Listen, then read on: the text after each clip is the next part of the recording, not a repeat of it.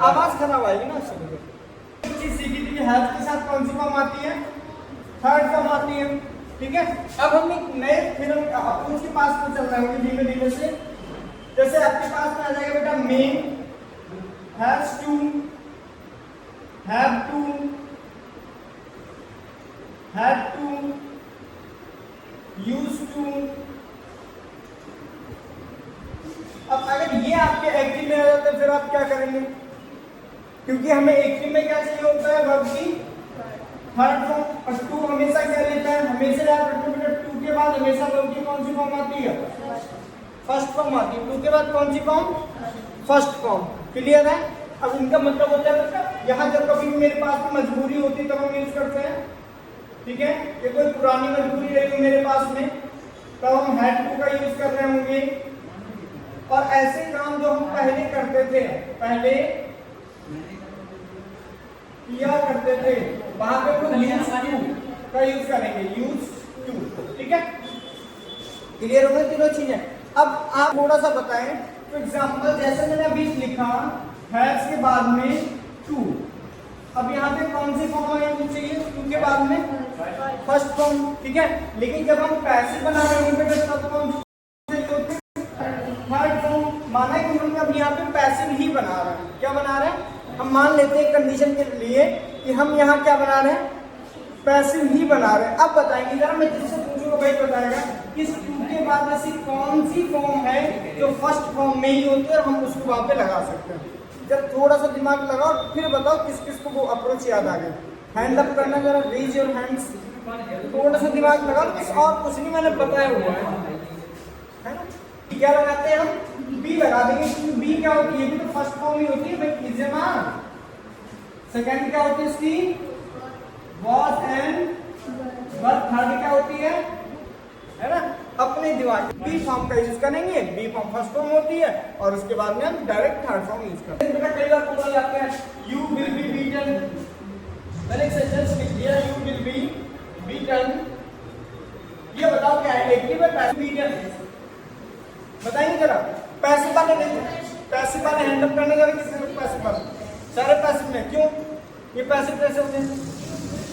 देखो बी क्या, बिल क्या होता है मेरे पास, बिल क्या है, क्या है, ऐसे बोलना मॉडल पर, मॉडल पर हमेशा क्या लेके आती है, फर्स्ट फॉर्म। ठीक है, फर्स्ट फॉर्म लगी है। और पैसिव में क्या चाहिए होता है, थर्ड फॉर्म। ठीक है, थर्ड फॉर्म भी लगी है। दूसरी बात यार, अब तो मैं पता ही चल गया कि मॉडल वर्ब के साथ फर्स्ट फॉर्म, फर्स्ट फॉर्म के साथ में थर्ड फॉर्म है तो पैसिव।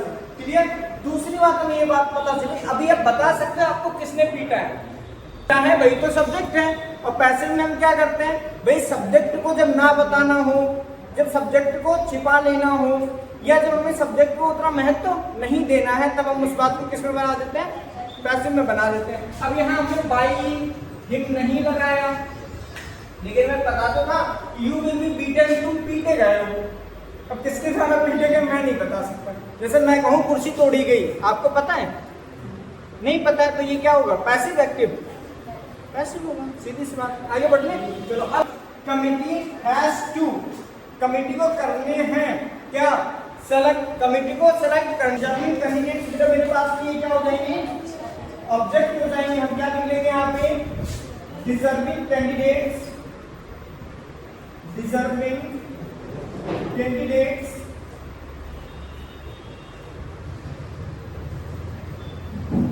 अब बताया हैज टू या हैव टू, हैव टू, क्योंकि वहां कैंडिडेट है, कैंडिडेट्स हैं, कैंडिडेट्स हैं तो क्या हो जाएगा, हैव टू। टू के बाद में वर्ब की फर्स्ट फॉर्म, सेलेक्ट का क्या होता है बेटा, third form, selected by the committee. Next लिखिएगा द ब्रिज। कंस्ट्रक्शन कंपनी है वो ब्रिज को कैसा कर सकती है, कंप्लीट कर सकती है।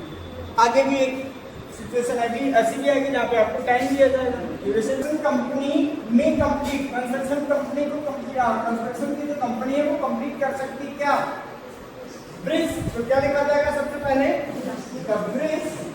क्या लिख देंगे बेटा, द ब्रिज। अब मैंने लगा दिया क्या, मे। अब बताओ मे क्या हेल्पिंग वर्ब या modal verb, modal verb. Modal verb है तो पहले क्या लेगी, फर्स्ट फॉर्म या थर्ड फॉर्म, फर्स्ट फॉर्म के लिए क्या लगाएंगे हम, बी। अब इसके बाद में भाई अब मेरे पास मेक का काम खत्म हो गया, मेक के बाद में वर्ब की फर्स्ट फॉर्म भी आ गई। अब हमें पैसिव के लिए क्या चाहिए, थर्ड फॉर्म। तो थर्ड फॉर्म किसकी लगाएंगे, कंपनी की थर्ड फॉर्म होती है, नहीं होती, किसकी होती है, कंप्लीट की। क्या लिख देंगे हम यहाँ पे, completed by the construction company.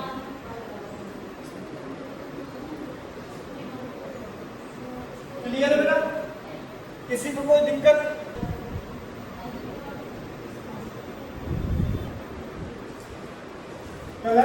Information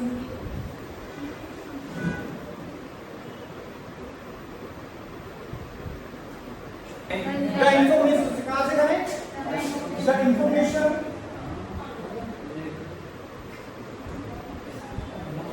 will have क्या कनेक्टेड, क्या लिखा जाए, बोलते रहेंगे इतने बढ़ते रहेंगे, sorry will have to be collected by the survey team, कर लेना प्रयास, ठीक है।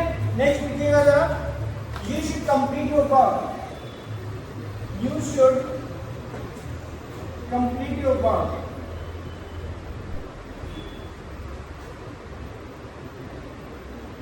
your work should be, next क्या होता है कंप्लीट का, completed by, कितने लोग ऐसे नहीं थे, लगभग सारे सही आ रहे हैं, एक या दो गलत है, सही आ रहा है, लग रहा है इंप्रूव कर रहे हैं। अब तो डर नहीं लग रहा, एक्टिव पैसिव बहुत बड़ा हुआ है, बहुत बड़ा भयानक जानवर लग रहा है किसी को, किस किस को लग रहा है कि यहाँ इंग्लिश अभी टफ है, हाथ उठा ली खोपड़ी बिगड़ा दो। कई बार ऐसा होता है ना कि हम हैंड अप करिए थे, जैसे टीचर देखा नहीं सर खुजली हो रही थी खोपड़ी में, दैट इज वाई, है ना।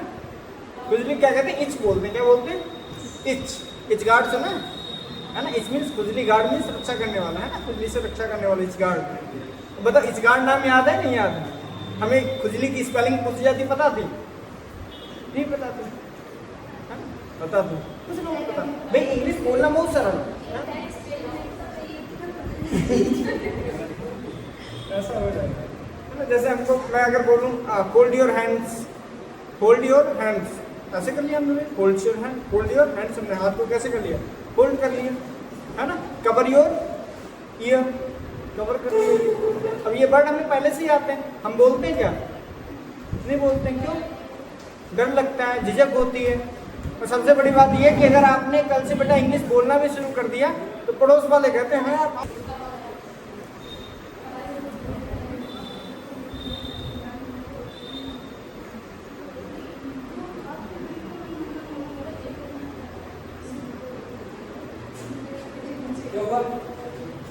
must preserve